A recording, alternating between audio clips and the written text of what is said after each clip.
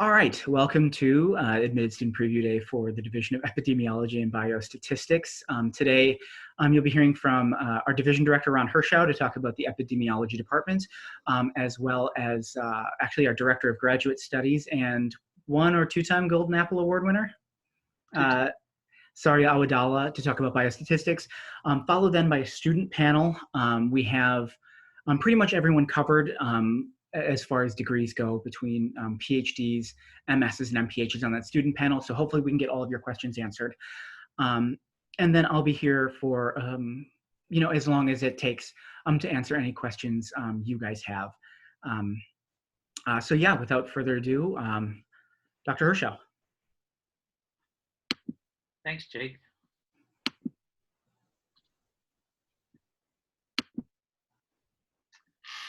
Hi, everybody. Thanks for, I don't know if coming out is the right word on a virtual call. Thanks for joining us today. And I trust and hope that the COVID-19 outbreak hasn't adversely affected any of you personally. And it strikes me as a bit ironic that as we're all working together to get on the other side of this epidemic, that we're told we must distance ourselves from each other. That seems like there's a bit of irony in that, but soon enough, the halls at the School of Public Health will be flowing with students again. And I guess I never realized how much I would miss it until I didn't have it. Now I really miss it. But this too will pass. I like to start out with this slide because we are the University of Illinois at Chicago, and this is, of course, the C in UIC is Chicago, and this is a really nice picture, I think, of Chicago. In fact, it's almost preternaturally devoid of life. It's almost like an idealized version of Chicago, because if you look at the Lakeshore Drive, there are no cars on the Lakeshore Drive. I don't even know how they got this photograph. But as you'll see, it is a very beautiful city. It's very intimate with Lake Michigan. And it also includes, if you look on the lake side, near the lake, you'll see the lakefront path. Well, if you had a magnifying glass, you could see the lakefront path. And it runs for 18 miles from Hyde Park all the way north to Rogers Park, one of the northern neighborhoods in Chicago. And it's just one of the nicest urban paths in America, and it's great for running, which is what I like to do, and cycling and walking. And now, unfortunately, the lakefront is closed because of COVID-19, but it will open again. It's also more than just a beautiful city and a great, fun place to live. It's, in a very real sense, it is your public health laboratory. While you're in our program. We take our mandate very seriously as the University of Illinois to serve Chicago and the state of Illinois. And there's just a ton of community-based research going on at our School of Public Health and in our department.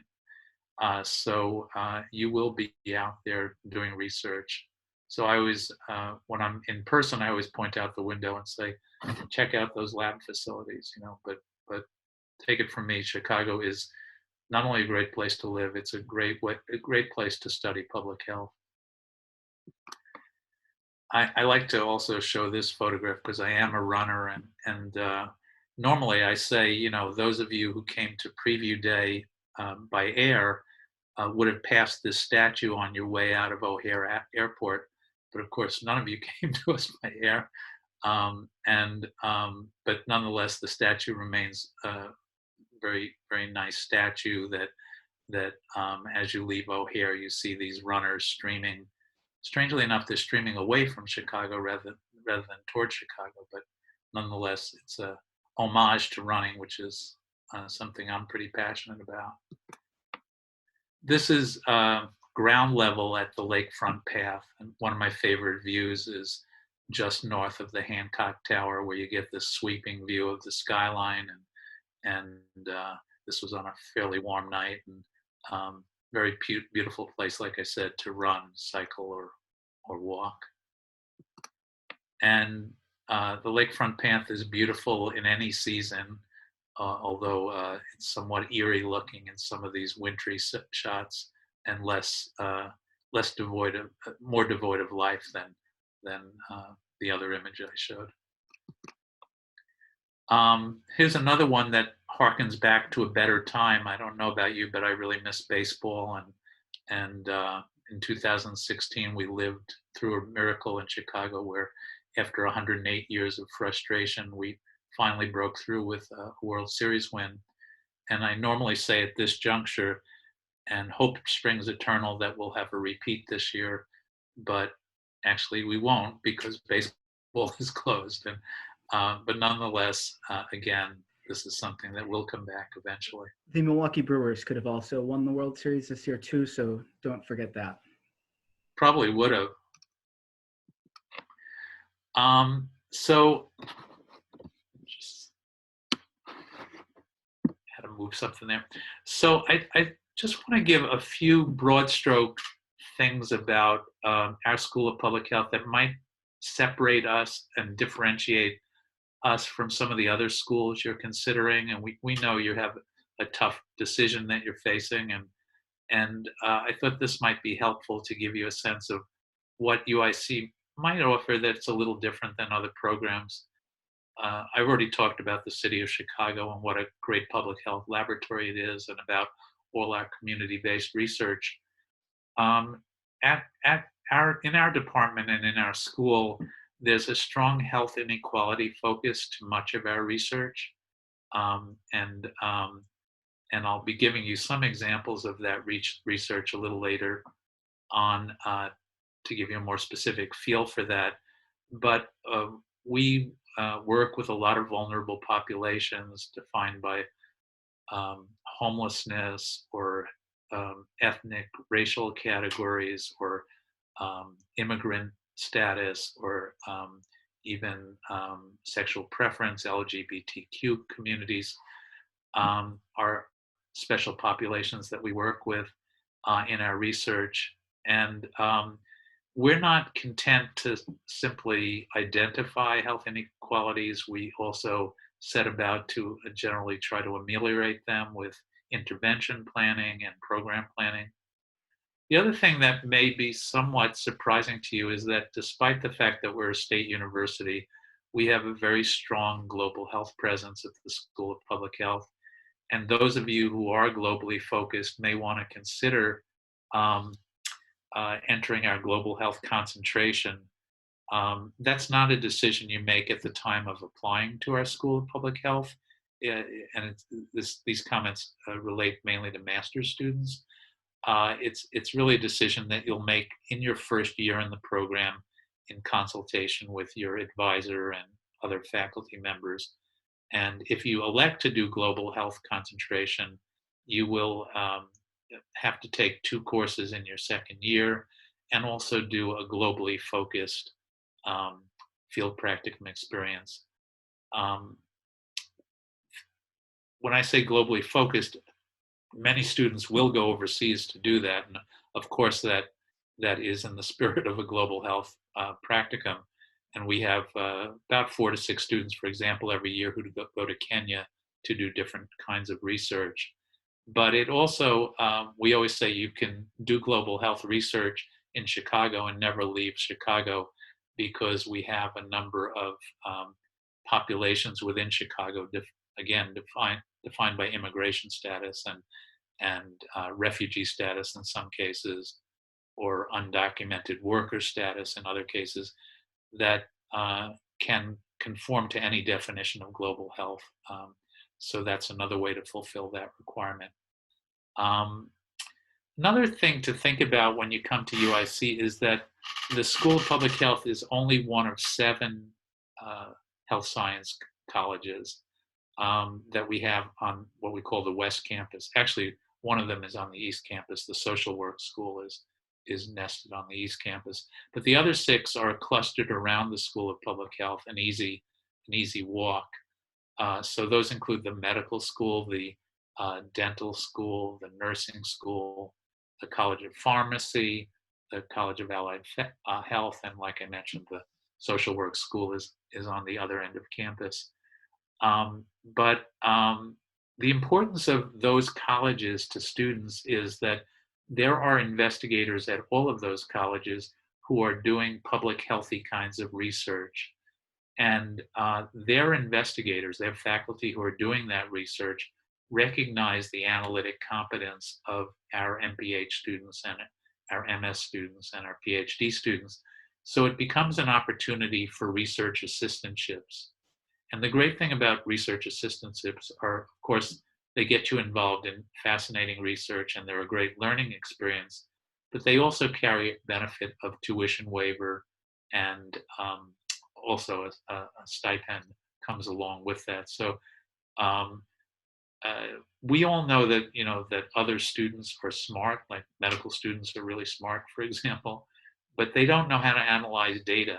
And by the end of first semester, uh, every master student will know the rudiments of data analysis. And at that point, you become very attractive for those research assistantship positions, and you can go online, search for people who are doing interesting work in your content area, send them an email, say, I really admire your work. I'd love to work for you. Do you have any internship openings? And that's how those things tend to work. They also come to you passively. You can wait for them passively, but I always encourage students to have an active approach to finding those research assistantships.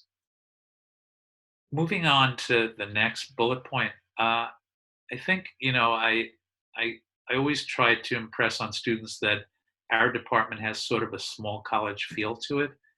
Now, I know that UIC is not a small university. Our undergraduate campus has over 25,000 students, so it's a big university. But our department is relatively small. Our biggest degree program is our Epidemiology MPH program, and even in that, we only matriculate about 40 new students every year. And so uh, we really don't accept a lot of students. And what that means for the student is it translates into very good faculty to student ratios, relatively small class sizes, particularly in the second year. And it also means that you'll get a lot of attention from our faculty. We all are passionate about our work and we all want you to love it too. And we're all trying to convince you that you should spend the rest of your life doing what we love to do. So that leads to a very rich experience, I think, for students where we're all competing for your attention, and we love to have you join us in our research. Um, we also are proud of, in our school and our department, of some curriculum innovations that we put into effect about 5 years ago. We call them the integrated course sequence, and they're a sequence of 3 courses that MPH students have to take as they epidemiology MPH students have to take as they work their way through the program. And what does the word integrated mean? Why do we call it an integrated sequence? Well, in the prior to this sequence, we had an introduction to epidemiology course and an introduction to biostats course. And when we devised this integrated approach, we merged those 2 courses into what we call our analytic methods course. And it's co-taught by one epidemiologist and one biostatistician. And I don't know, it really leads to some very robust discussions with biostatisticians, sometimes disagreeing with the epidemiologist, and you can watch them argue right in front of you in real time. So it leads to a lot of rich discussion and a lot of active learning. They tend to use active learning. You'll be engaging a lot of group project work. It's a lot of case-based learning that you'll be exposed to in that curriculum. And lastly, we have a world-class faculty that are doing high-impact research.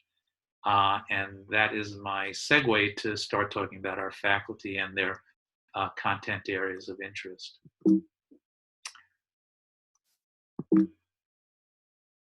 Oops. Not advancing, Jake. Okay, it might be on your end. If what we can do is I will stop sharing and then I will start on mine. And then I'll just listen for you to say something close that would make me think next slide. Give me just a second. Sorry about that, everybody. Oh, okay. I think it's working for me again. Is it? Can you see it? No. You're gonna have to share again because I stopped your sharing. Oh, okay.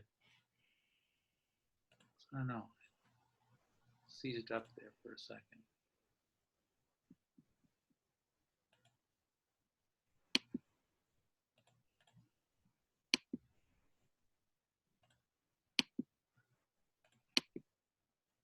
There we go. Okay. Am I in slideshow mode or? Not yet.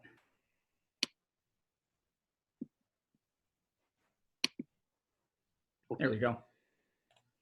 Thanks.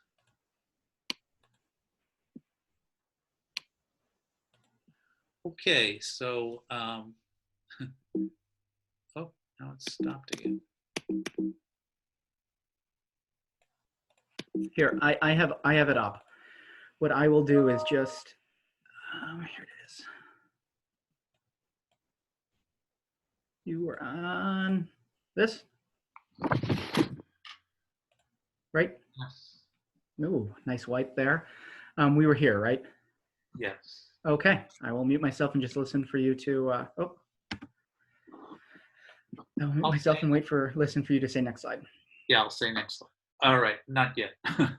All right, so these are the Epi faculty arrayed by content area of interest, and I just want to say that these are some of our strength areas: epidemiology of aging, Dr. Olshansky, cancer epidemiology is a real strength area of our department, environmental and occupational epidemiology, genetic epidemiology.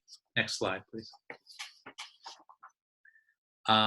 Maternal child health is another strength area, and in fact, we're currently recruiting a new faculty member in maternal child health. Infectious diseases is my discipline, so I'm biased, but I think we're very strong in that area, particularly in the area of HIV/AIDS, sexually transmitted infections, and hospital-acquired infections.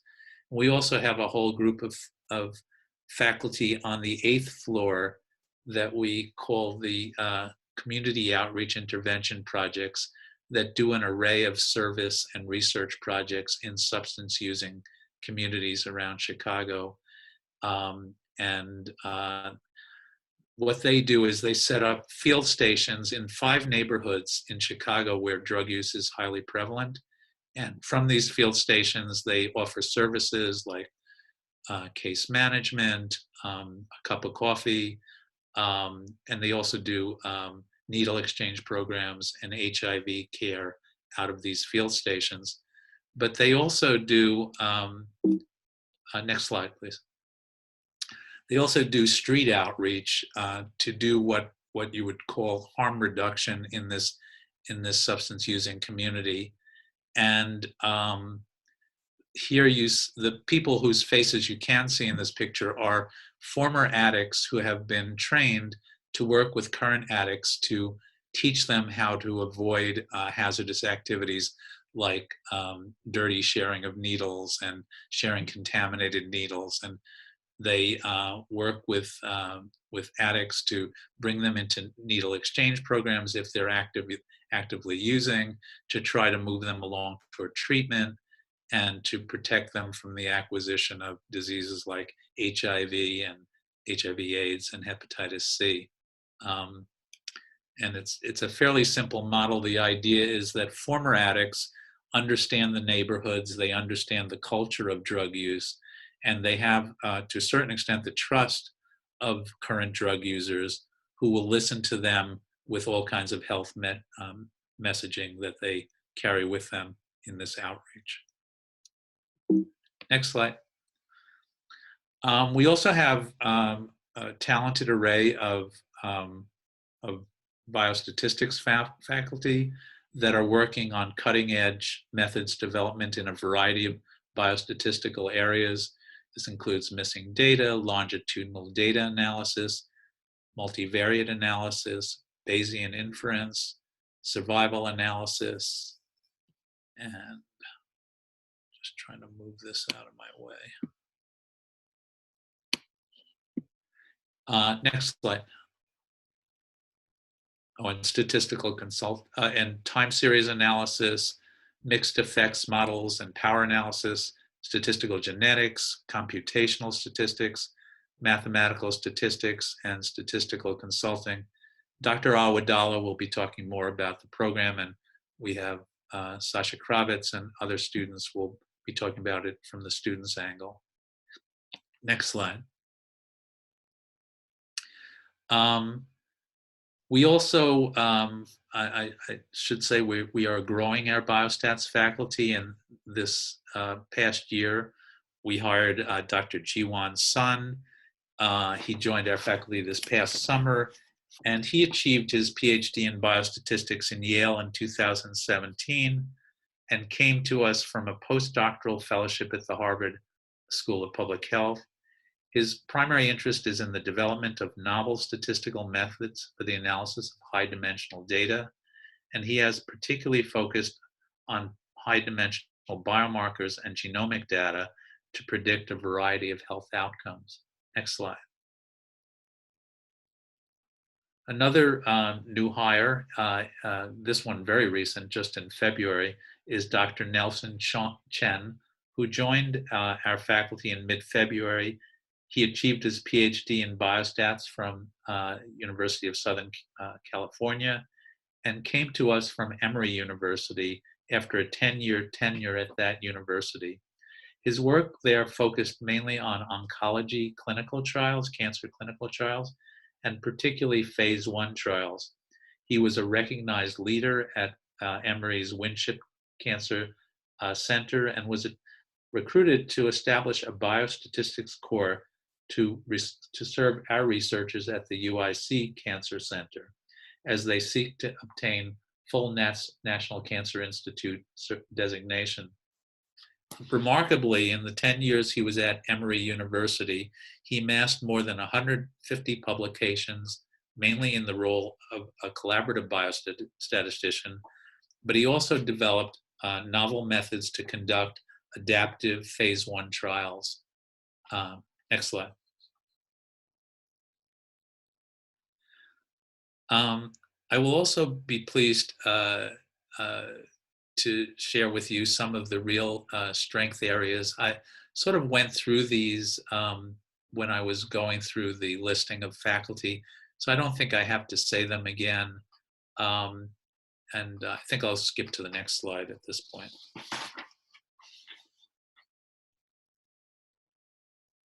I did want to say that we are pleased to announce that we are launching a new MS concentration, biostatistics MS degree concentration in health analytics and big data, as it is sometimes called. That effort is being led by our biostatisticians Srinu Kanda, Dulal Bhamik, Jiwon Sun, and Runa Baumick.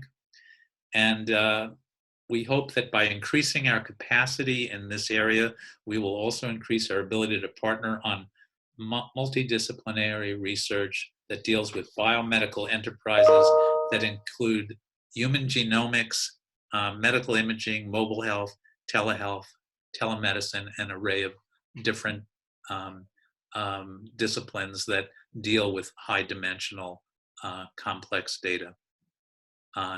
Next slide. On the epidemiology side, over the last several years, our Epi-Bio faculty have engaged in an impressive body of research in the area of environmental epidemiology. Currently, Epi-Bio faculty have 5 National Institutes of Environmental Health Sciences, R01 grants. Those are big big 5-year grants in the field. These studies run the gamut from, next slide, studying the health effects of oh, no, I'm sorry. I meant the animation part of the old slide.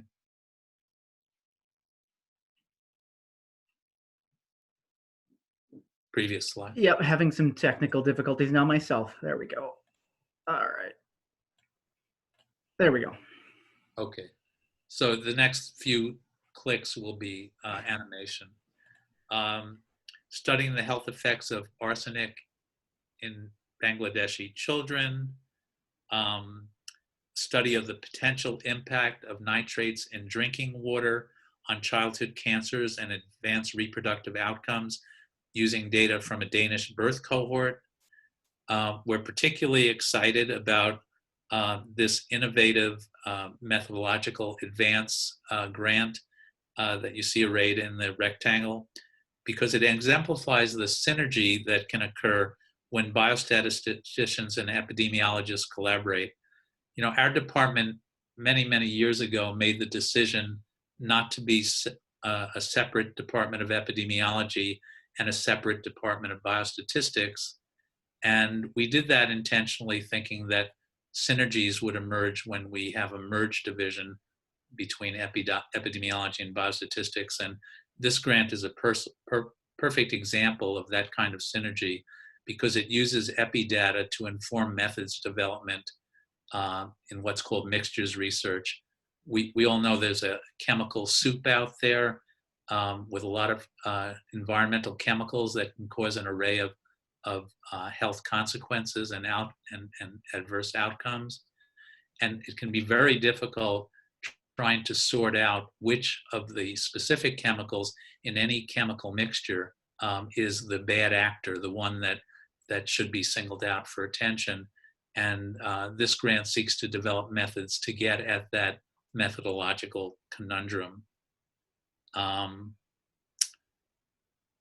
Next, just one more click. Thanks. At the center of all this environmental epidemiology effort is our CACHET Center, our P30 Environmental Health Center. That center is administratively housed in Epi-Bio and has recently finished its first cycle and is now going up for resubmission. It's an interesting endeavor. It's a true center, and it's a 2-institution center. We partner with University of Chicago on this environmental health center, and it creates a lot of opportunities for our faculty to develop research and for our students to get involved in it. Next slide. So CACHET is, as I said, this joint NIEHS designated environmental health sciences core center that combines the expertise of investigators at UIC and University of Chicago with separate principal investigators at both institutions. Next slide. Our Epi-Bio faculty play a key role in this CACHET center, with Vicky Persky and Mary Torek leading the community engagement and the integrated health science facility core.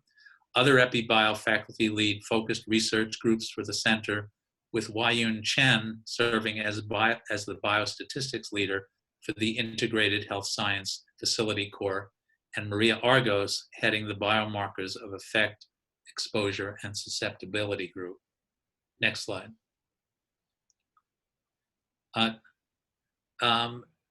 One example of this kind of environmental research is this study done by Dr. Argos and our department, Maria Argos. And one way that environmental exposures come to us is through the food we eat. And in recent years, gluten-free diets have become very trendy. This is despite the fact that really less than 1% of Americans have the actual celiac disease that calls for a gluten-free diet. I don't know, it's sort of become trendy with the idea that it cuts down on inflammation. And in the last National Nutritional Survey, the Haenszel survey, fully 25% of Americans claim to be on gluten-free diets. And you've probably seen in restaurants that they often have a gluten-free menu available to cater to this new trend. In any event, Maria Argos asked the question, are there any hazards to all this eating of gluten-free food? Because when you don't eat gluten, you're substituting generally rice flour. And rice flour can be grown in soil that is heavily laden with arsenic, or I should say in rice paddies that are heavily laden with arsenic. And in fact, when she looked at this issue, those persons in the Haenszel study who had been on gluten-free diets had double the amount of arsenic in their urine and 70% more mercury in their blood than people who were on regular diets that weren't gluten-free. So these kinds of exposures are potentially hazardous, and she concluded that we may have to consider regulating food sources of arsenic rice flour as they do in Europe. Next slide. I also wanted to share some updates on some breaking research coming out of the department. Jake Kresovich, a recent PhD student, worked with Dr. Garth Rauscher, one of our cancer epidemiologists, and a number of other UIC faculty to perform an analysis that linked census tract estimates with residence locations of breast cancer patients who had been tested to ascertain the presence of estrogen and progesterone receptors in their tumor tissue. They found that high ambient concentrations of metals in the environment, metals are antimony, cadmium, cobalt, were associated with ER and PR negative tumors. Receptor negative tumors are known to be more aggressive. Next slide.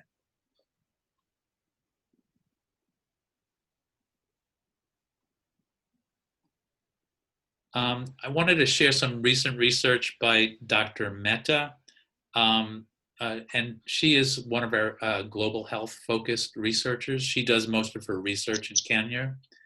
And her recent work has focused mainly on the vaginal microbiome. She recently performed genome-wide association studies of Kenyan women whose vaginal microbiome had been well characterized. Dr. Mehta identified numerous genetic loci and pathways related to host immunity and infection that were associated with vaginal microbiome profiles. Some of these profiles heighten risk of bacterial vaginosis, which has been identified as a cofactor that increases the risk of HIV acquisition. As such, these findings are important and suggest that host genetics may influence HIV susceptibility in women. Next slide.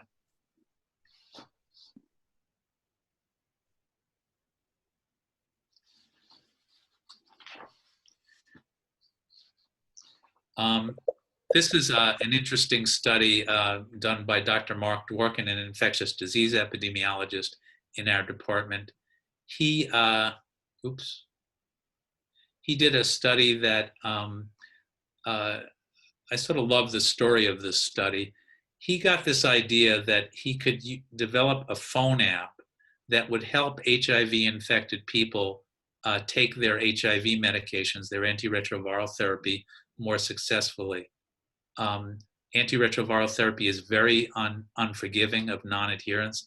Even if you miss just a few doses a week, you take a risk of developing resistance of your circulating virus to those therapeutics. So it's very important to keep taking those medications exactly on schedule.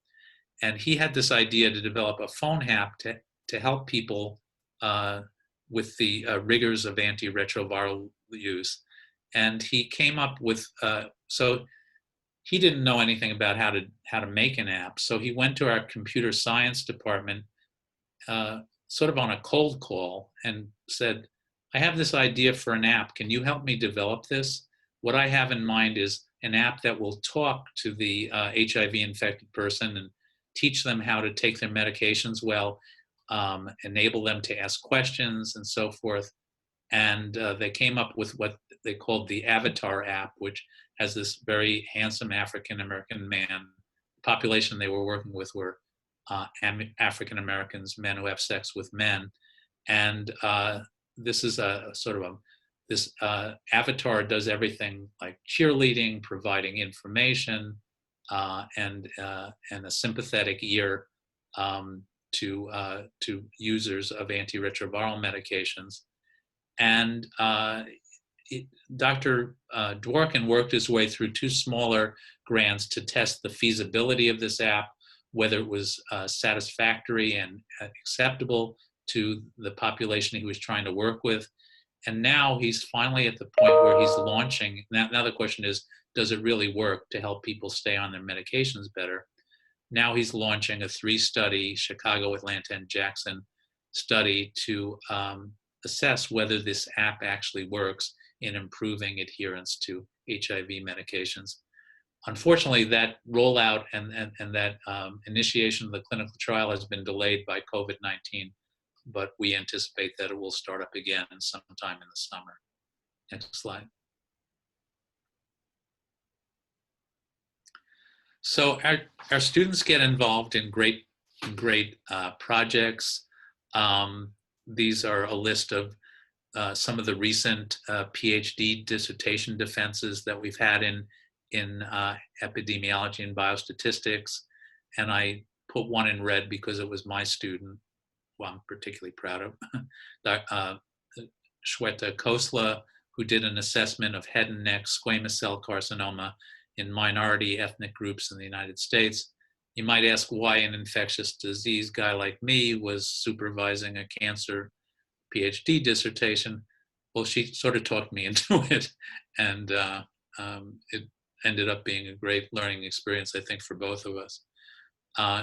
Next slide.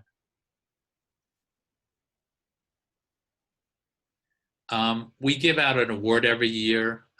Sorry, one back. We give out an award every year for the best student research project of the year.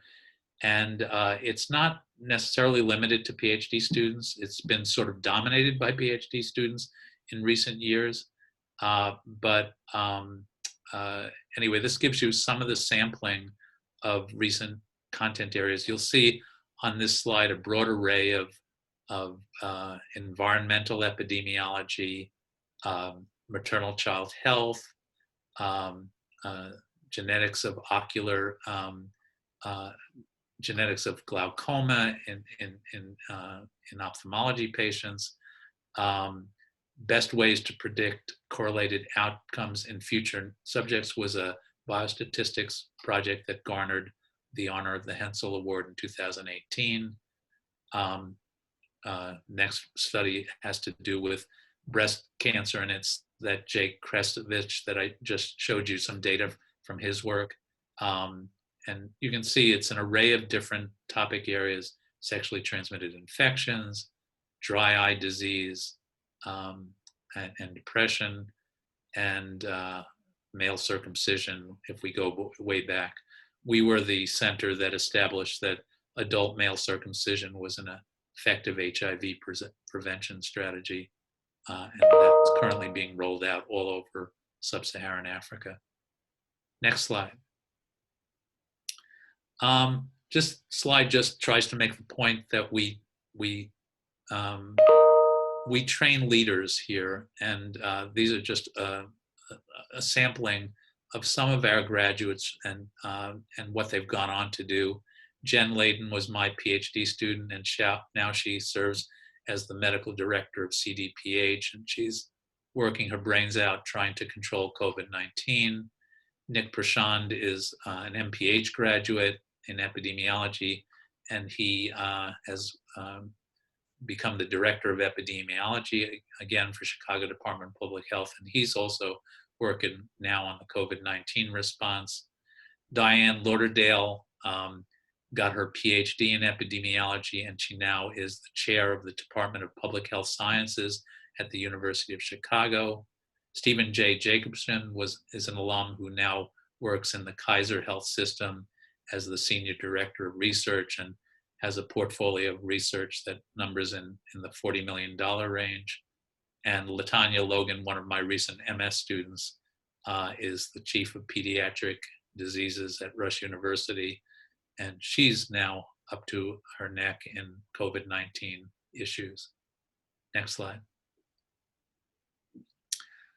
Our graduates go on to do exciting things. Several of them have gone on to work at the Centers for Disease Control in the Epidemic Intelligence Service, the so-called disease detectives. And during the 2014-2015 outbreak of Ebola virus, several of our alums were deployed to various locations in West Africa, Liberia, Sierra Leone, and Guinea. And in a real sense, next slide, please. They were elected Person of the Year in 2014. The Person of the Year honor went to the Ebola fighters. And so we have some alums who were part of that. Next slide. Our alums do go on to great things. This is work that was done by Judith Graber, and she was asked by the New York Times to comment on phenomenon of worsening black lung disease. After years of gains against black lung disease, there's been a bit of a resurgence in serious pulmonary disease in coal miners, and she was talking about that with the New York Times, and it appears that part of that relates to the need to go deeper for coal and running into more silica, and silicosis works synergistically with coal dust to cause very severe lung disease. Next slide.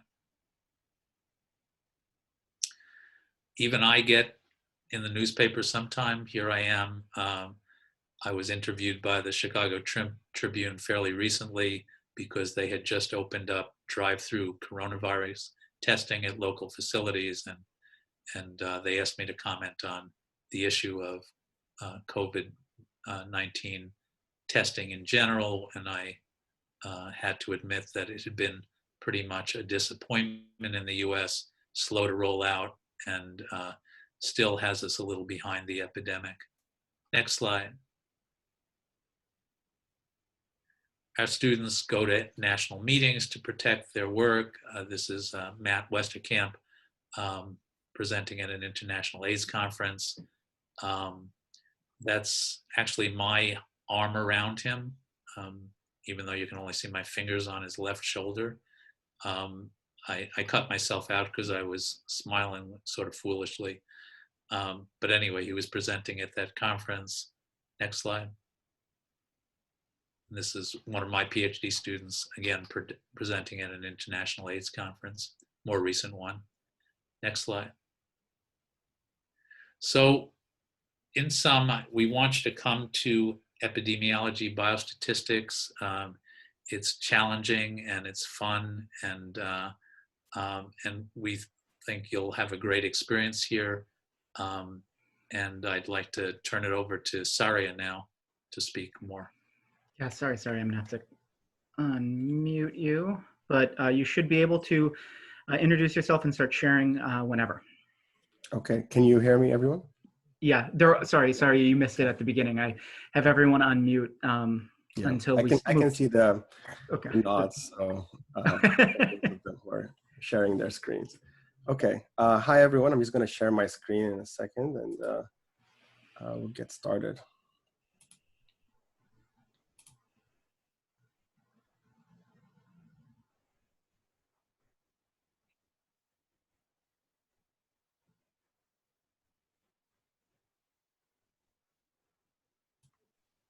So I don't really use PowerPoint very often, but here we go. Jake, is it? Yep, looks great. I can see it. Perfect. Okay. So if you're wondering why I have these ridiculously large headsets here, these are noise canceling because somewhere in the background there's a 14-month-old baby who's making it very hard to hear everything. So these are very necessary at this point. Okay, so I appreciate everyone joining us virtually. I know this is becoming sort of the new normal in how we operate in universities, but very thankful for the privilege that we still have this opportunity to connect, even if we're not in the same place. So I want to introduce myself briefly, and I want to talk about my role here and the kind of work that I do. My name is Sari Awadullah. I am an assistant professor of biostatistics. I have been at UIC for about, I want to say 8 years now, or coming into 8 years. And in addition to my faculty role, I also serve as the Director of Graduate Studies for the School of Public Health. So through this role, I work with all of the PhD and MS students across the School of Public Health. Essentially in this role, I serve as a liaison between the School of Public Health and the graduate college that confers these degrees. But this is only for the MS and the PhD students. So if you know, separate to this particular preview, if you know, those of you who are in the MS or PhD programs, if you have any questions about the graduate college or the graduate programs, feel free to contact me. My email is sari@uic.edu. Okay, so briefly, I want to talk about the courses that I teach. Currently, I teach 2 courses. One of them is Biostatistics Methods 2. This is BSTT 525, which is a course that focuses on quite a mixed bag of things, ranging from linear models to analysis of variance. We also talk about mixed effects models and how all of that relates to the design and planning of randomized trials. So when we talk about planning, we usually mean things like not just the analytic approach, but also something like the sample size calculations and the power considerations, which is a very important part in developing any sort of randomized trials. You have to know how many people you're going to recruit beforehand. This course is for first-year MS Biostats students, but we have had some students from other departments in the past, but very few. Secondly, I also teach a course, and I've developed this course a number of years ago, that is an introduction to data analysis with R. Now, both of my courses are spring courses, but the R class we're going to offer in the summer, starting this summer for the first time. And this course really has a mixed bag of students from not just across the School of Public Health, but also other departments across campus. So we get a lot of students from the health colleges, psychology, business, you know, pretty much all across campus over the years. And this is a class that, you know, even though it's only 2 credits, it does cover quite a few things. You know, we talk about sort of the entire typical research process, really from developing your research question all the way through to coming up with a final product. We do focus on public health data. We discuss the input and the output of data, the management of data. We talk about you know, the different ways that you can perform descriptive or exploratory analysis. We use a lot of graphical methods. I think R has, you know, one of the prominent features of R is that it allows you to create really beautiful graphics. And then we also talk about linear modeling and also the use of survey methods. You know, for those are, well, all of you are in public health, and over the course of your education here, you'll become very familiar with these large survey data sets, like, for example, Haenszel or the behavioral risk factor survey and so on. So these are huge data sets, and we focus on methods that deal with these particular types of data. This course is required for the Biostats MPH program, but we have a lot of students from epidemiology as well taking this class. We also have a number of MS and PhD students, and as I said before, from multiple departments across campus. Now, in addition to my teaching, I am also heavily involved with advising students, as many of us here are. And our student advising, especially when it comes to the MPH program, really deals primarily with the integrated learning experience, in addition to the academic advising that all faculty have to do. So the really cool thing about advising MPH students in the biostats department is that you get to involve yourself with a very diverse set of projects. So these are just some examples of recent projects that I was, some of my students have worked on, and a lot of these projects actually emanate from their practicum experience or their applied practical experience that they do in the summer following their second year. So students will go out in the summer to work on practica, and then they would bring the data and the project and the research goals of that project, and then apply that to their integrative learning experience. And this was formerly called the capstone. So some examples of this, there was a randomized trial looking at the efficacy of oral naltrexone in HIV-positive transgender women and men who have sex with men in Lima, Peru. This project was actually part of an ongoing study with collaborators in Lima, Peru, as well as the Fred Hutchinson Hospital in Washington State. Evaluating cancer facilities by assessing the relationship between proportion of on-site radiologists and number of Illinois quality benchmarks. This was work with Rush University, just down the street.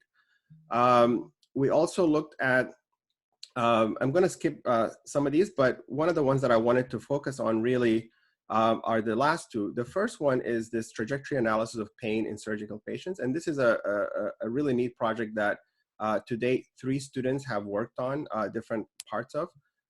So I just used a broad title here. And this is really neat because this is part of my primary research that I'm working on these days, and I'll talk about it a little bit later. And then the last one is the association between screen time and depression in US children and adolescents. And this was also a really special project because this actually started out as a project in one of the courses that I taught. So I used to teach a class called Analytic and Research Methods in Public Health, and the students at the end of that semester will, and this is, by the way, required for all MPH students, so these were all MPH students, they're required to perform a project where they basically conceive a research question, identify the appropriate data sets, and then eventually perform all of the analysis and write a paper. So the students in this group took that project, and then they took my R class and applied survey methods accordingly. And eventually, at that time, this was sort of a hot topic and very little literature on it. And they were able to present this work at a national conference. And then later, they were, we actually got together after their graduation, and we wrote a paper that we just recently submitted, but extending the results to looking at mediation as well. So, it's just a nice sort of sequence where you go from, a classroom type of project and then seeing it all the way to completion. In addition to advising MPH students, I also serve on a number of PhD dissertation committees. And my role in those committees can be quite variable. So when I serve on committees where the students originate from outside of the biostatistics core, I tend to find myself as the main quantitative methods advisor. So I work very closely with the students over the course of their research. But in addition to that, I also work with a lot of biostat students. So here are some recent dissertations that I have been involved with. And as you can see, this is just a sample of the many that I've worked with. The topics are really quite broad, right? You have biostat students, you have students who are in departments outside of the School of Public Health. So I work with some bioengineering and anthropology students. and then other School of Public Health projects from epidemiology, HPA, environmental and occupational health sciences, and so on. And I also work very closely with a lot of the MCH Epi students. So the really cool thing for me is that there's never a dull moment, right? Every time I find myself working on one project, I'll meet with a student, we discuss it at length, and then the next moment I'm working on a completely different type of data with its own nuances and analytic considerations. So one of those projects, which is the computational modeling to predict and affect recovery after stroke, I've been involved with a student who just recently defended successfully his thesis. But this is a really neat outcome in the sense that we have published several papers. We have others that are pending as well. But also this led to a long-standing collaboration with that department, as well as work with the Shirley Ryan Ability Lab that I'll also talk about a little bit in more detail a little bit later. Now, my main methodological focus are in really two major areas. One of them is causal inference. And this is the project that Dr. Haenszel referred to earlier. I know can you hear the background ambience? Yes. So one of these projects is a collaboration with Drs. Turek and Dr. Chen. And we're basically looking at assessing the risk of environmental exposures that can occur as mixtures. And we're also trying to really figure out what are the effects of those chemicals, either as individuals or as mixtures in a combined way. We are extending causal inference methods to not only account for these measures that are measured on a scale or a continuum, but we're also looking at other issues that may arise. One of those is censoring, because the instruments cannot detect levels below a certain amount. The other, I can hear the background, and it's the other major area is this pain trajectories that I spoke about earlier, and this is really, I would have to say, in all of my career, this is probably one of the most difficult, most challenging data that I've ever encountered. So to tell you briefly, when patients undergo surgery, they are essentially asked about their pain according to some protocol. So we're working with the University of Washington in St. Louis, or Washington University, and in that protocol, the nursing staff would evaluate a person's pain, several times, or I should say at most every couple of hours, right? That's part of their protocol. But in some cases, this pain gets evaluated on a scale of 0 to 10, several minutes apart. So what this means is that during the acute period or the hospital stay of a patient, you have potentially dozens, if not close to 100 pain readings. And so the question is, we have this really rich data set. We have thousands of patients who are enrolled in this study. And we want to know what is there a predictive quality to these pain values that can tell us more about whether these individuals, these patients, experience chronic or long-term pain. So we have follow-up data from for these patients at 30 days post-surgery, and also 1 year post-surgery. But in addition to chronic pain, we also have all types of other evaluations that were performed at 30 days and 1 year. So for example, looking at things like mental health or cognitive function. And there's just a whole number of outcomes that we're considering, but right now we're focusing on chronic pain. And this project has been ongoing for a little bit over a year now. And several MPH students have worked on this or are still working on this. And we're also hiring a PhD student this coming summer for the coming year.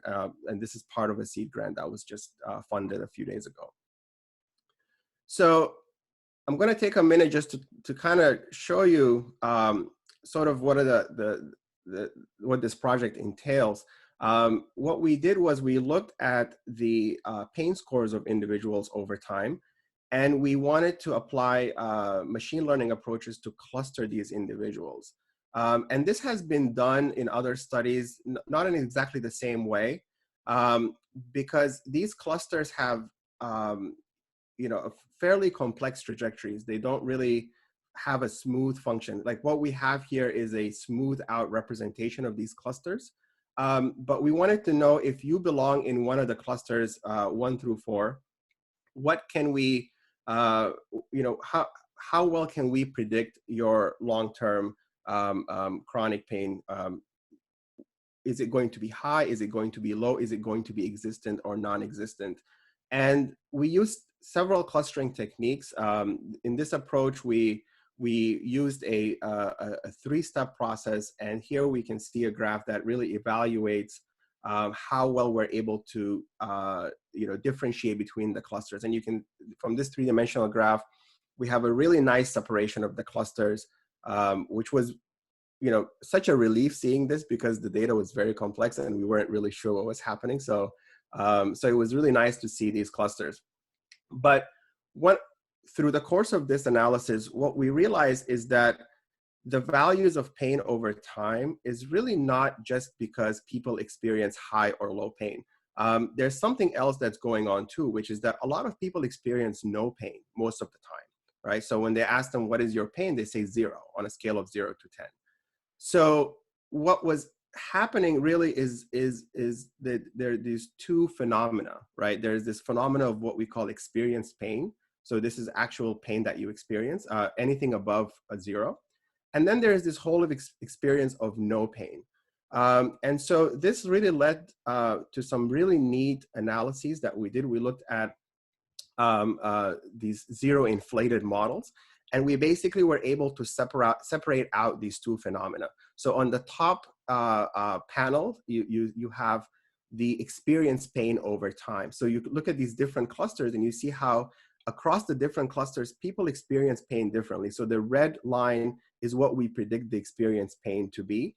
And the blue line is what we observe it to be. And sorry, the blue and the black line are showing the actual pain that they experience on average. So this red line shows the phenomena of experienced pain, and we can see across different clusters that the experienced pain does vary from group to group. But what was more striking is that the bottom panel shows that individuals are experiencing no pain in very different ways across the clusters. And I think part of the reason why I wanted to include this slide, because I think it's just a really cool figure, and this was all done with the help of students, MPH students actually, and it shows that in some clusters people have a higher chance or a lower chance of experiencing no pain whatsoever. So this is really a novel contribution to this area of pain studies. And we're very, very, very excited about it. Now, in addition to my main research, I also collaborate with quite a number of other researchers in different areas.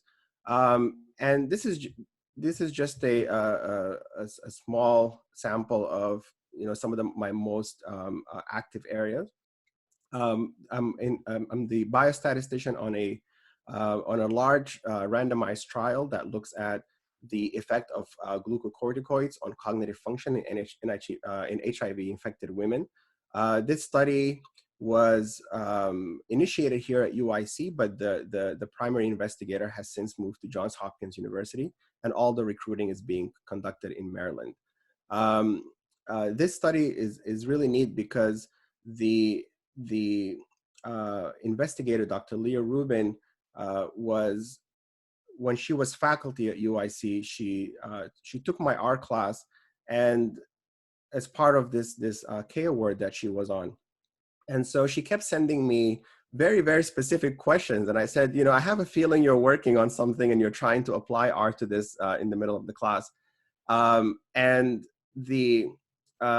so we started communicating more, and we did work on some preliminary data. In fact, one of my MPH students helped in that analysis, which was later published and became really one of the foundations for this particular studies. Actually, my work on pain as well, it started because the investigator was taking one of my courses and also was asking very specific questions. And so that eventually evolved into a research collaboration. I also worked with Dr. Sam Dorovich in EOHS. He's looking at water sanitation, and he does a lot of work in Kenya as well as in Chicago. This endocrine disruption study is with Dr. Turek, and it's an extension of the work that we're doing with chemical mixtures, but this time applying it to a specific outcome, which is endocrine disruption. And then finally, this error-enhanced learning and recovery in 2 and 3 dimensions. This was work that was really initiated through my involvement with Yazan Abdelmajid, who is a PhD student here. And even though he is, or he was in the bioengineering department at the time, his main advisor, Dr. Pan, he has a joint appointment in the Shirley Ryan lab. And they do some really neat work over there with robotics, essentially trying to use robotics to help in recovery in stroke survivors.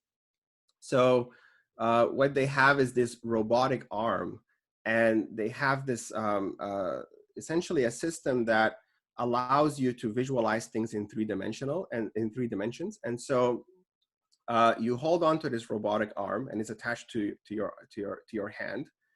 And you get these targets, right? It's like a game almost, right? And it appears in 3 dimensions. And so what you have to do is basically reach this target as fast as possible, right? So we're looking at reaction time, your speed. Some people they see the target ahead of them, but the arm doesn't really move in a straight line. So you may start going in the wrong way, and then you adjust as you move your arm. And this robot assists you in a number of ways. So it can help you move in the right direction. It can increase your speed. It can increase viscosity. So it gives you this sense that you're pushing into jello, right? So the faster you go, the more resistance you feel. It can also give you negative viscosity, and basically think of the opposite of jello, right? Like imagine something where the faster you go, the less resistance you feel. And I tried this myself, and it's such a strange feeling experiencing negative viscosity. I've never actually experienced it before, but it is possible. And one of the difficulty in analyzing this data is that the device that is being used, it basically measures data at about 120 hertz. So what that means is that for every individual, there are 120 measurements of all sorts of variables every second, right? So you're measuring speed, you're measuring the direction, you're measuring this displacement, and all sorts of vectors that basically are, we have these multiple dimensions of data. And then within each data set, we have 120 observations. And then these trials are repeated a number of times, about 20 times. So it creates this really massive data set, even though you have a very few number of subjects. And so we use all sorts of methods to deal with this really high dimensionality problem. And so here are some of the results, and these were recently published in a couple of journals. And we have another publication that's still under review. So, some really cool projects, and there are a lot of projects, and very, very, very different. in scope. So that's really a brief, I hope it's brief, Jake. I don't know how much time I've used, but that's a brief summary of some of the things that I do. And also you'll find that a lot of the biostats faculty are quite involved in a number of projects as much as I am, or even more, across really very different areas and fields at UIC or outside of UIC. So if you have any questions, I'm happy to answer them, but this is my email address. Having a unique name is great because then you get to pick your email address and there are no numbers in it. I'm happy to respond regarding my work, or even if you have general questions regarding the MS and PhD programs. Great, thank you, Saria. One of the things that we are going to do now is move to the student panel. I will say this, as you can probably tell by the time, we are running a bit late. So if you don't get your question answered, I do have this room booked until 2. It's not like, a lot of times when we would do in-person preview day, there'd kind of be a hard out at like 1:30 or 3:30 or whenever we'd have it. So we can definitely do the student panel. If you don't have your question answered there, I do have a designated question and answer for time for myself. So we can definitely answer all your questions there. So what we're going to do is, I'm going to go now casually and unmute the people that I see from the student panel. we're going to open the student panel, and then what we'll do is what we talked about earlier. You can either use the hands up function, and then I can unmute you. If you're not comfortable with being on video or just want to type something out, you can also put it into the chat. And then what I will do now also is, if I can get everyone, I think I have, I will now have, our student panel introduce themselves. They can start with, their name, degree, a little bit about themselves. And then what we'll do is, like I said, either chat or hand up, and I will unmute you. Why don't we start with the biostats folks, just because I think there's less of them. So Sasha, if you want to start. Okay. Hi, so I'm Sasha Kravitz. I'm a first-year biostatistics PhD student. I came to UIC from Boston, where I was a biostatistician at the Dana-Farber Cancer Center. So I've kind of been involved in biostats my whole life. I'm actually originally, though, from California. So if you're going to be moving to Chicago, I can talk to you about all of that and about biostats. Yeah. Deb, why don't you go next? Yeah. Hi, my name is Debarco, and I'm a second-year master's biostats student. I did my bachelor's in civil engineering back from India, and this is it. If you have any questions, you can ask me. All right, Lauren. Hi, can you guys hear me? I don't know if it works. Yep. Hi, I'm Lauren O'Rear. I'm a third-year epidemiology PhD student. My major research interests are in infectious disease and outbreak response. So this time for me is really exciting. I have also an MPH in epidemiology, and I did move up here 3 years ago from Louisiana. So if anyone's trying to move, just like Sasha was saying, we're here to give you moving advice too. Thanks. Natalia. Hi everyone, my name is Natalia. I'm a first year MPH epidemiology student. I actually majored in biology in undergrad, and I went to Furman, which is in South Carolina, but I grew up here in Chicago, and I'm really happy to be back. And Courtney. Hi everybody, my name is Courtney. I am a first year, I started as an MPH student, and I'm actually in the transition to an MS student in epidemiology. I graduated from Washington University in St. Louis with an applied math major, and I'm also from the suburbs of Chicago, so it's nice to be home. All right, we already have a question in the chat. Be curious to know if master's students on here were able to get TA positions in their second year. Or if any of you have TA positions before the second year. Or teaching or research, I guess. I guess it would be any type of funding. So I know, I don't personally have anything, but I know the listservs are really active.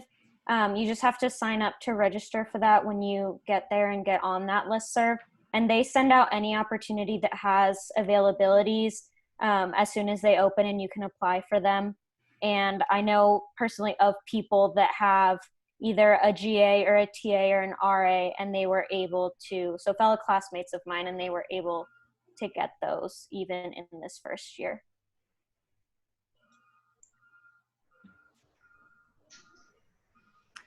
Yeah, one of the things that, you know, I had definitely have penciled out to cover in the Q&A portion, just because it's, you know, I have like a little list of essentially an FAQ section of something that always comes up. And it really is, funding's a big one. You know, it is, I'm not going to lie to you that it is difficult for first-year master's students sometimes to find assistant positions, but it's just because the way they work.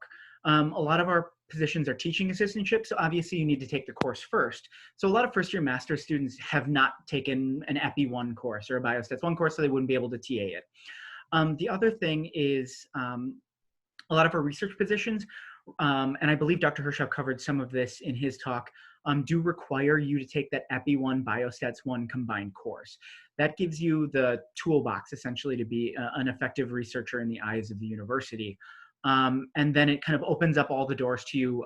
As Natalia said, they get posted a lot. And it will be, something might be, you know, in Epi-Bio, but something might be in the College of Medicine or College of Nursing, something like that. Can I add something, Jake? Oh yeah, you did get something. I'm sorry? I said you did, you got something, and you're still first year.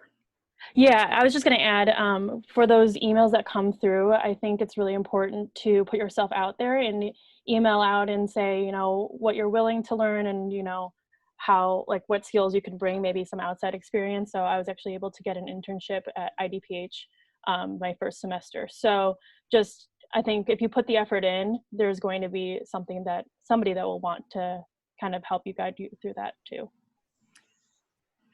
Yeah, and you know, as you'd mentioned, you know, even if you come in and maybe your original research interest is infectious disease, but something in the cancer center opens up, you know, it is a good idea to still apply for those positions. It's not like we keep a blackball list of students who have applied to like 3 or more positions. So you're not going to get shut down for that. But the other thing is, you know, even if it's not your specific research interest, it is research experience and a tuition waiver. So you really can't go wrong there.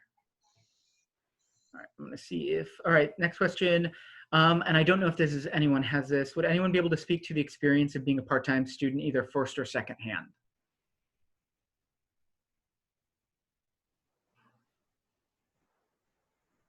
Does anyone, do any of you guys know any part-time students? I know there are a couple of Biostat PhD part-time students. I think maybe two or three. 2 of them I think are working at one of the pharmaceutical companies in the suburbs of Chicago. So I think Estella's and AbbVie. One was a part-time student last year, but has now transitioned to full-time because of kind of the difficulties of juggling, you know, a part-time PhD. I think it might be different for the part-time master's students, but I can't. Yeah, and the MS and PhD in biostatistics are a little bit more difficult than our other degrees to do part-time, just because of how rigid the curriculum is. It is, and Sasha and Deb can speak to this, this is offered in even falls that lead to odd spring, that lead to odd fall, that lead to even spring. So it's kind of a little bit more rigid, but our MPH is definitely a lot more flexible, especially now that we've moved to online courses. You know, most of the courses you will take will be in person, but the integrated core courses that Dr. Haenszel spoke about are offered online now. I saw some nods from the student panel. I wasn't sure if you guys were going to jump in there. I can move on to the next one though, if that answers it. Are there, and this one might be for Dr. Haenszel, are there any projects currently surrounding COVID-19? I'll unmute you. Oh, don't get me started. We are getting a lot of asks from the health department, from local health departments. We've actually set up a ticketing system in the school because Chicago Department of Public Health, Illinois Department of Public Health, Cook County Department of Public Health need help dealing with this outbreak, this epidemic. And at first it was all organic, and whoever, it was largely personal relationships that were driving these requests. But then we got it organized, and our lives started improving dramatically with that. So there are 2 people in the dean's office who triage the incoming requests for help on various aspects of the response. And then there's a small leadership group, including me, that goes over these requests and decides which faculty might be best suited to address the requests that we've received. One example, it's a request that I'm working on currently, and also Lauren is working on, that had to do with helping the Illinois Department of Corrections, our correctional facilities, deal with evolving outbreaks that are occurring in our prisons. And so we've been trying to lend expertise to help them get organized about recording their cases, and as cases change status from suspect cases to laboratory proven cases to people who are fully convalescent and recovered from infection, there's a need to toggle back and forth between those categories. And we're trying to create an Excel spreadsheet that will help them in a streamlined way get organized about keeping track of these epidemics. Another ask was to develop a cleaning protocol that could be used in long-term care facilities. And I think that request went to our Environmental and Occupational Health Science Division because they're used to environmental cleaning protocols.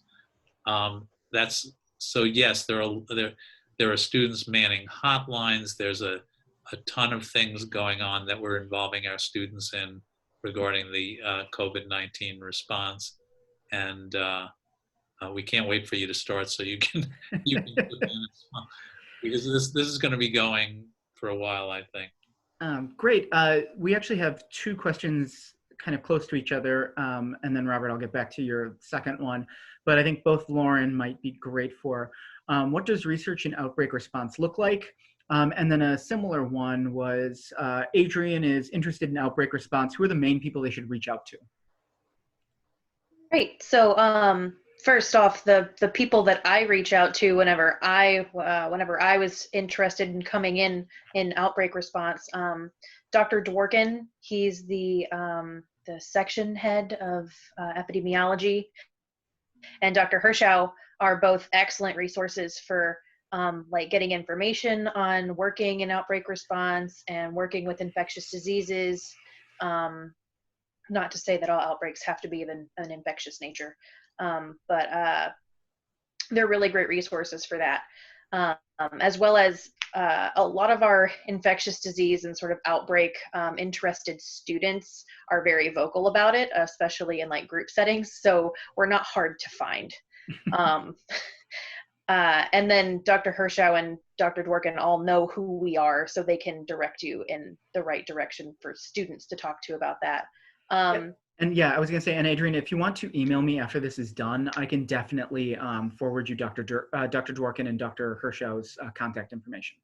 Or I guess you could email me right now and then whenever we're done. We are getting up to 1:30. So like I said earlier, I'm going to be on this till 2 answering questions. So if folks need to hop off, if students need to hop off, feel free.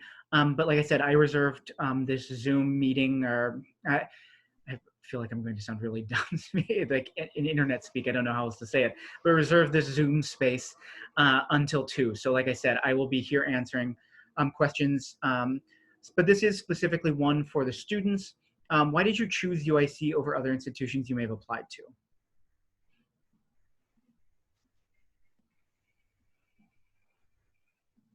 I'll go first. So I don't know how many potential PhD students are in this call, but I can speak to a PhD sort of perspective.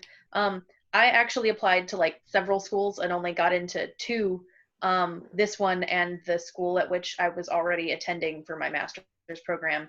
And I chose to change schools over to UIC because it's, in my opinion, a really good idea to get experience with a different set of faculty who are doing a different set of projects and have sort of different perspectives on health issues and health research.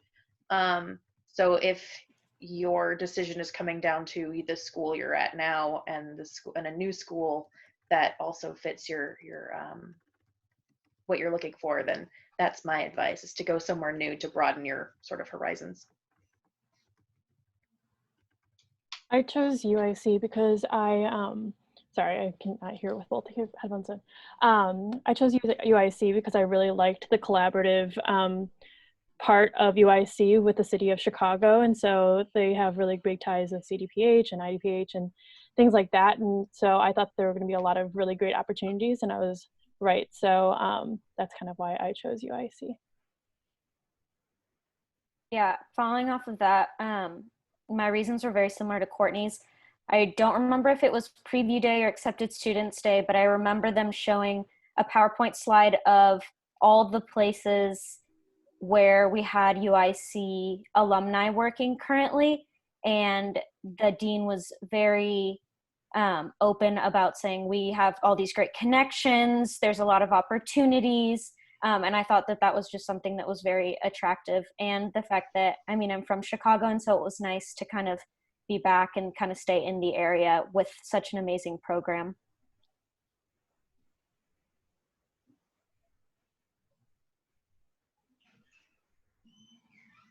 We can move on.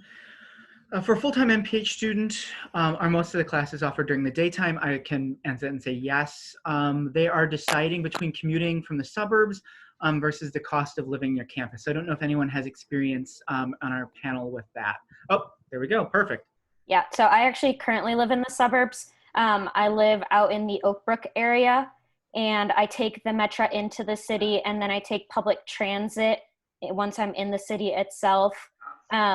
If you can jump on an express train, or if you choose to drive, I know certain hours are kind of an off hours, so you won't start during rush hour, or you can drive and it's pretty easy. I know there's parking around the school. UIC provides an unlimited Ventra pass, and so you have access to that. That's really great. It's part of your tuition, and it hasn't been difficult to juggle it, in my opinion. But I know most people live within the city or commute short distances. It just kind of depends. I know one of my classmates came out from Aurora last semester, so it just depends. I have one that can somebody shed some light on how to navigate through course selection? That usually comes up in the first meeting with your advisor, you know, we can have the students talk to that. But traditionally, what happens is over the summer, I don't know how it will look this year, just because I don't know our timing.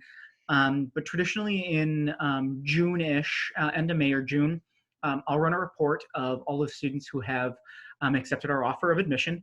And then what I'll do is I'll add you to our basic listservs, as well as assign you an academic advisor based upon your research interest.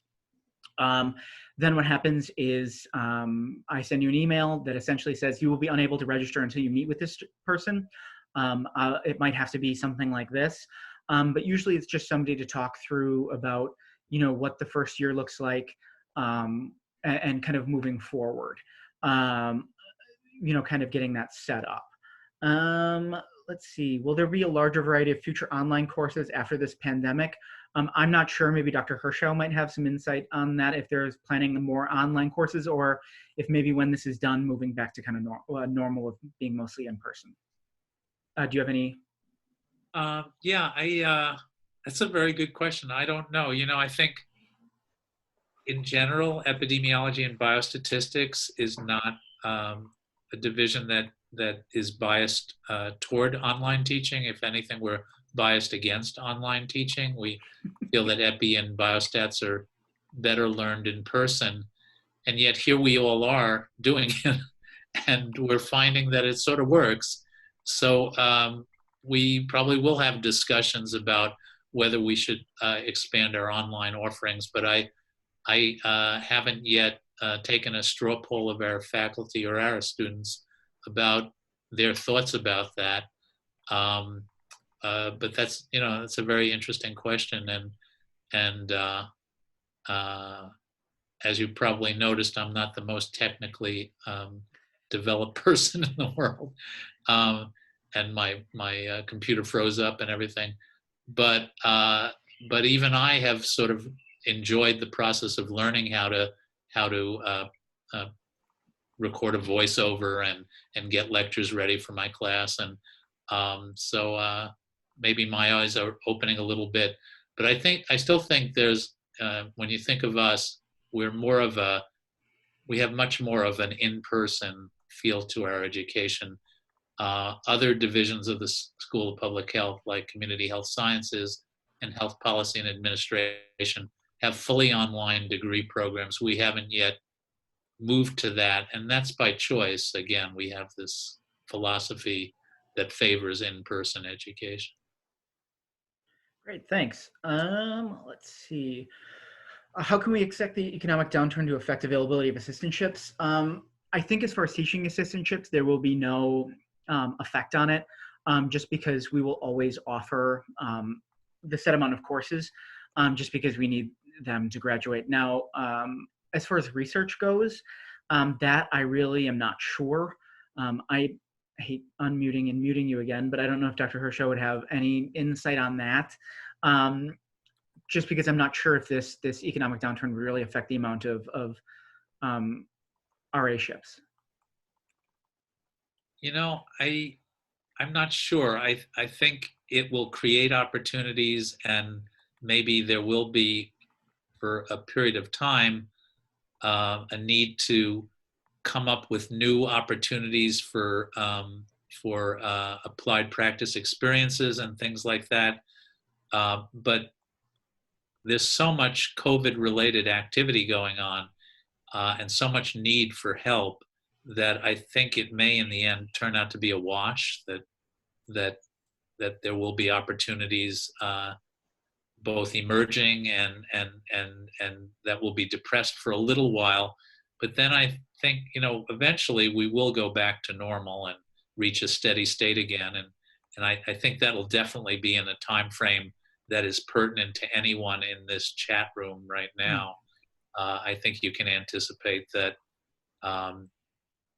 that this is a prediction, but by the first of the year next year, that we'll be sort of feeling pretty normal again, as far as all of those opportunities.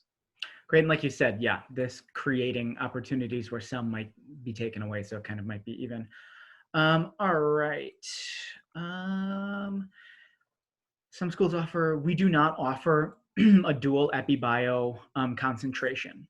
But if you are, say, for example, an Epi-MPH, there are enough,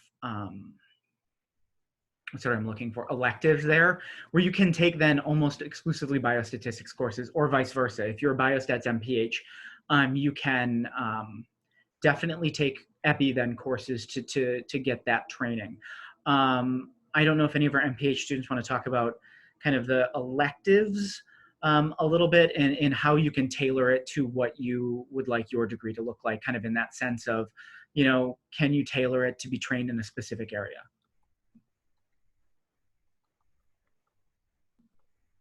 I can give my insight. I'm a Biostat MS student. Mm-hmm. Yeah. So we have a few core courses, but you can take a lot of electives, and it could be HPA courses or epidemiology courses according to your choice. Like, I know a couple of my friends who are taking a lot of HPA courses just for the degree requirements of 48 credits. And even for PhD, I think there are just 5 core subjects, but you do have to take a lot of electives after that for the 32 credits. And I think Sasha can back me up on this, but you can actually select courses from epidemiology or any other. Yeah, I totally agree with Deb. And I think a lot of students kind of tailor things to whatever they're interested in. So, you know, those biostat PhD students that maybe have a little bit more interest in machine learning or data science, they'll go take a class in computer science department or the pure statistics department on the other side of campus. Or there are students that will take some of the Epi courses. So, you know, whatever you like to do, you can. Everyone is, I think, very supportive of just tailoring your classes and your research interests to what you want to do. Great. Sorry, I had to run and talk to somebody. Did we get through that one? I think so. Great. What are professional thoughts of being a grad student and a full-time employee at the same time? I don't know if anyone here is also a full-time employee, or working, I guess, as well on top of grad school. I'm not a full-time employee like for one job per se, but I am a teaching assistant, a research assistant, and also a part-time employee at the Chicago Department of Public Health. So all of that together sort of equals up to 35 to 40 hours a week of work. I think maybe all of my jobs are extremely flexible. So if I just have to take time off to study for something or something like that, then all of my supervisors are very, very generous with being flexible with my schedule. If you were, say, working 40 hours a week for like the VA or another institution where they needed you there all 40 hours a week and weren't very flexible with you, I'm not sure how you would properly balance studying with also putting in the amount of work that you need to do for your job.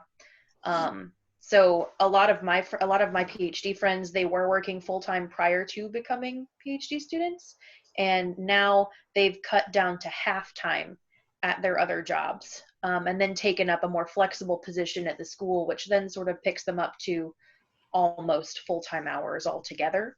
So that's something you could look into. But I'm not.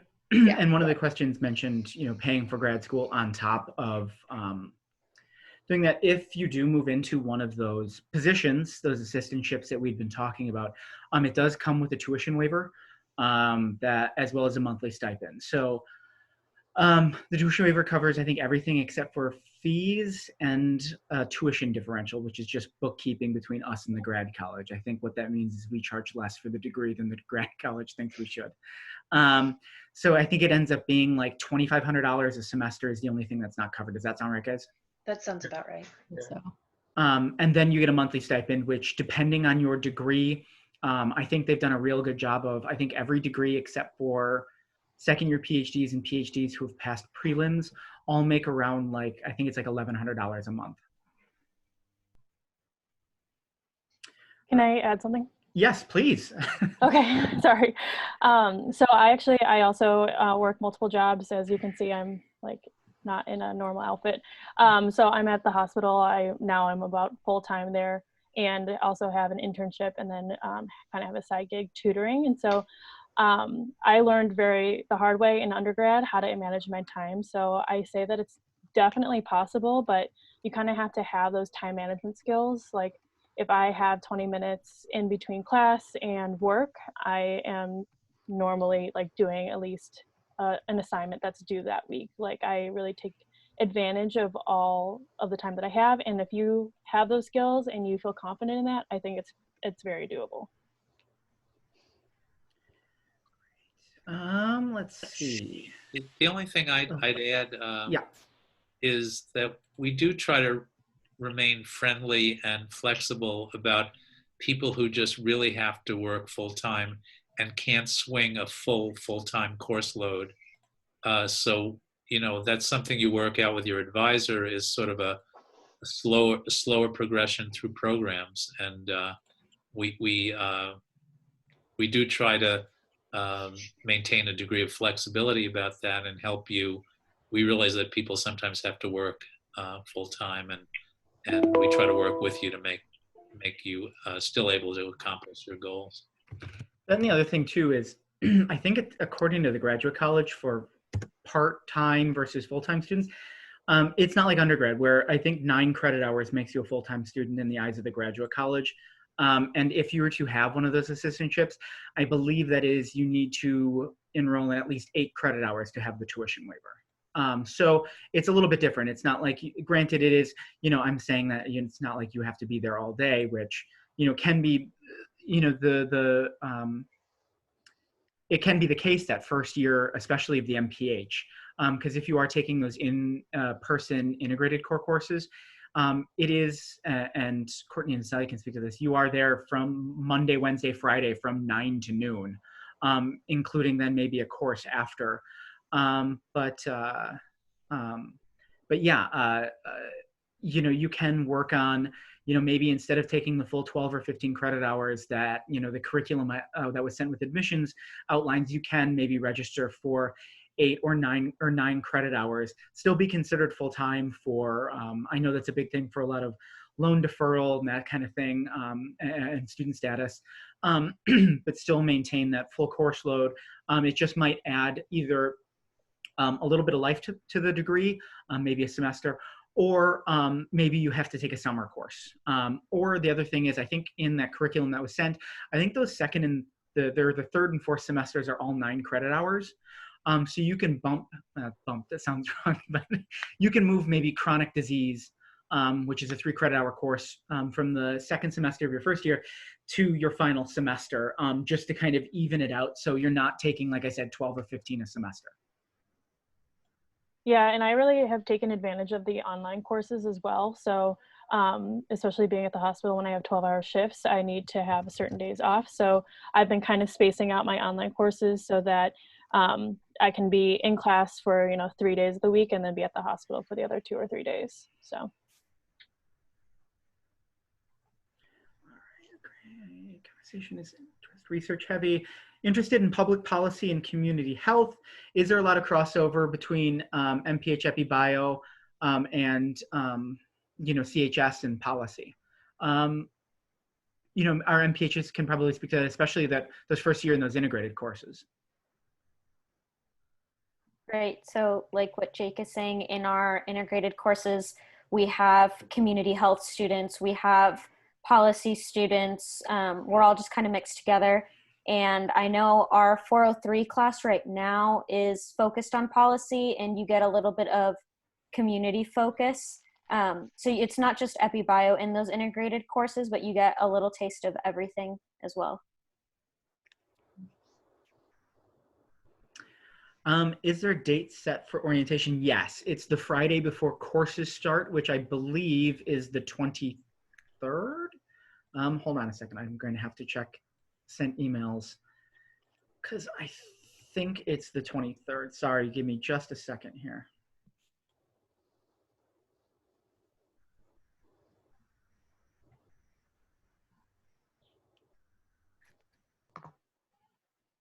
I think classes start on the 24th, so it would probably be the 21st.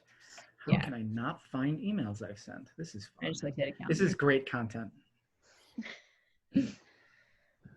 Oh, here we go. Yes, yeah, you're right, the 21st. So it is currently set. I know somebody else had mentioned what is, I believe, what is the plan if we're still at a work or a safe at home order in that time frame, and I'm not sure if that's been discussed at a university level. Dr. Herschel can speak to that probably, or it might just be we haven't really thought about it yet. But orientation is currently set for the 21st. I will say this, I'm going to nip this in the bud because it always comes up every year. You will receive probably 2 orientation requests. One will be just from the graduate college, and you do not need to attend that because that is mostly on East Campus. And that takes place, I think, Thursday. Our orientation is Friday, and it is required for you to attend. And that's that Friday. And then, so yeah, Dr. Herschel, I don't know if there's been any conversations about what it might look like if we're still in a safe at home state once the fall starts. Yeah, I don't think there's been that much conversation looking that far ahead, so I can't be super specific or informative about that question. Again, I think that hopefully by orientation, things will be feeling somewhat back to normal. I think there'll still be some shuttling going on with applied practice experiences, but for most new students, the applied practice experiences generally occur the summer between first and second year, and by then I think things will be, if I'm predicting correctly, much more normal feeling. And I guess I just would want to add something about the previous question about the strong research focus to the discussion so far, and that is to say that that the wonderful thing about the MPH degree is its breadth.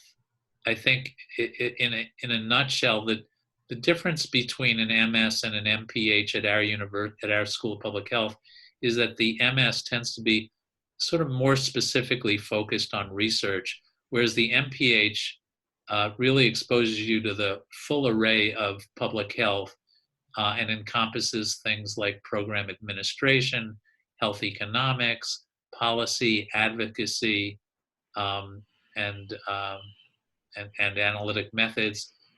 So, it's sort of like what I love about the degree is it does expose students to an array of different disciplines within public health, a number of different facets of public health, and allows you to really figure out during the MPH what is your why, what is going to be your life's work, what really is the thing that will make you wake up in the morning happy to go to work, and you may come in the door thinking that that's a certain thing, but like I said, we'll be all trying to convince you that you should go into whatever we like. But we'll see. But it's an exciting process, and I shouldn't be speaking. I think the students can speak to that as well, about the ongoing process of the master's degree. That, and also if, while you're speaking about the ongoing process of the master's degree, also talk about what the typical schedule looks like for an MPH student. How many classes do you have per day? And I know that might not be, for everyone, but just in general. I can speak to the second part of that, the weekly schedule. I know first semester it was between 1 and 2 classes a day, but the 1 class a day would be about between 3 and 4 hours, and then the shorter classes would be the ones with the 2 days, so it would be about 2 to 3 hours each. Right now, it just depends. So after your first semester, it really just depends what you choose to do. The integrated courses are still long. They're about 3 to 4 hours. And so I only commute 3 days this week, this semester, which is nice, opposed to 4 last semester. But I have 2 long days where I'm in class from about 9 in the morning to about 6 in the evening, with some breaks interspersed, but I do have 3 classes 2 days a week, just so I don't have to commute as much into the city.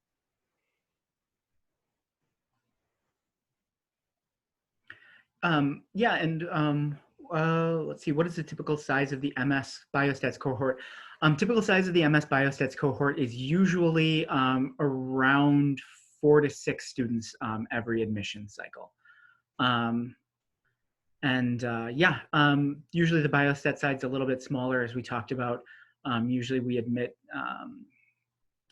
40-ish or take in 35 to 40 MPHs, 1, maybe 2 Epi-MSs, and then usually 3 to 5 Epi-PhDs. Biostats MPH is usually around 4 to 6. MS is about the same, and then actually PhD for biostats is about the same. It's around, we shoot for, I think, usually 6 to 8 for them, but sometimes it's smaller, sometimes it's bigger. We do anticipate that with the opening of our big data MS concentration, that the MS contingent will grow because of the interest in that topic area. But we're not sure yet. And I think that growth will take a while to get going. So probably the numbers that Jake just gave you will be pretty accurate. I'm trying to think if you guys have any other questions, feel free to, like I said, do the hand raise thing or type them in. If our students want to stick around, great. I know we're kind of getting up against that 2 p.m., so I'm going to try and run down, the big broader things that usually get asked. Natalia kind of spoke to it a little bit, but commuting is always one of the ones that comes up, and that it's, how many ME do y'all admit? It's usually 35 to 40 is what we have incoming for the MPH. But commuting, it's completely different. The term I use sometimes is we tend to be a commuter school, but not in the traditional sense. Just because whether you have somebody like Natalia coming in from the suburbs, when I first moved to the city, I lived in an area of the city called Boys Town, which is on the north side. And it took me anywhere from an hour to 90 minutes to get to work. I'd have to take the red line to the brown line to the pink line. So, a lot of times, it just wouldn't make sense for me to go home like for lunch or something. So I would just stay. So commuting is a big one. You had mentioned you get that CTA pass or the transit pass with your student care. I lived in the city for about 10 years before I bought a car. I just didn't need one. I would either take public transit, just allow a certain amount of time, or if I was heading up to, say, Wisconsin or something, I would just take the metro and have somebody coordinate a stop or something. So yeah, I know commuting is a big thing for a lot of folks, and it's nice that included in your university pass is either a CTA or I believe it's MTA, right, for the metro?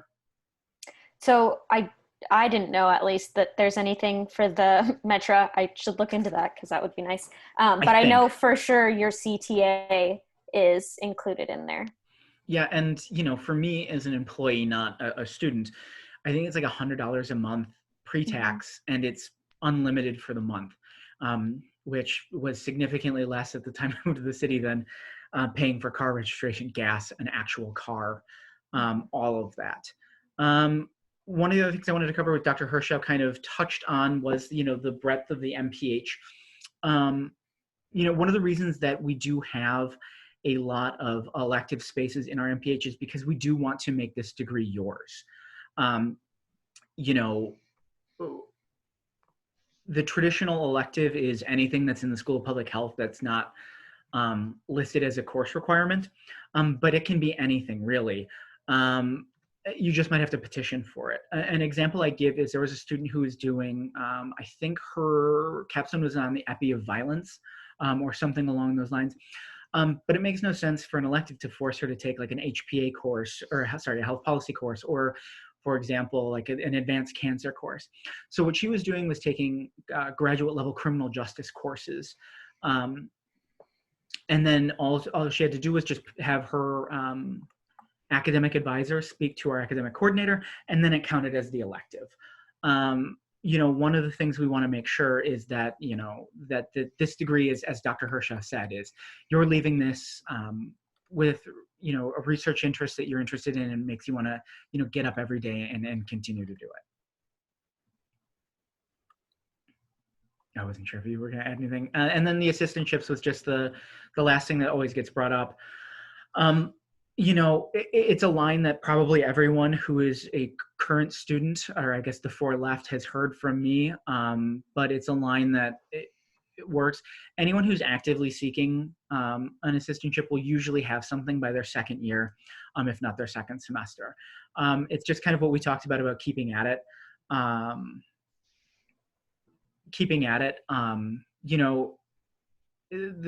Whether it is a teaching assistantship, which luckily this integrated core course has opened up a bunch of new opportunities for TA-ships for master's level students that weren't there before. But as Natalia said, and I think probably everyone that is here can attest to, is that they get posted to listservs very frequently. You know, now is kind of a downtime. In the middle of the semester is a downtime, but as it's wrapping up, it seems like there's quite a few a day saying, it's a researcher saying, I'm looking for somebody who's interested in this with this background, and then this is, you know, this is the pay and everything, and then you just apply to it. And then, yeah, Adrian, you can take electives in other colleges. Like I said, as long as it's at a graduate level and approved by your academic advisor, it can count as an elective. All right, we are now at 2 p.m. Zoom has not kicked us off yet, so I feel like that's a good sign. I don't know if anyone else has any questions. Like I said, I will stick around as long as Zoom allows if I haven't covered anything. And then, yeah, I posted my email in the chat. I will do it again. If anyone has any additional questions, just please do not hesitate to reach out. Relieved that we weren't hacked too. Yeah. Oh, I have to switch this to everyone. Is Courtney still on? No, she had to go back to work at 2. Oh, great, because I was going to ask her for an emergency Zoom session. She's actually a Zoom instructor. Yeah, that's what when I said that this was all going to be through Zoom, I said, let me know. I'm kind of figuring it out as I go as well. And she goes, no, actually, I've been giving tutorials to other people on how to use Zoom. I'm like, what? I should have made her the host. So Natalia's in my terrorism class, and so is Courtney for that matter. So is Lauren for that matter. You know, it addresses terrorism as a public health issue, and we're entering the phase where we're going to have to go to student presentations. And so far I've been sort of pre-recording lectures that they can watch whenever they want, but now we have to go to the live format, and I have another learning curve to climb. So Courtney was going to be my plan to climb that mountain. Great. I'm going to stop the recording.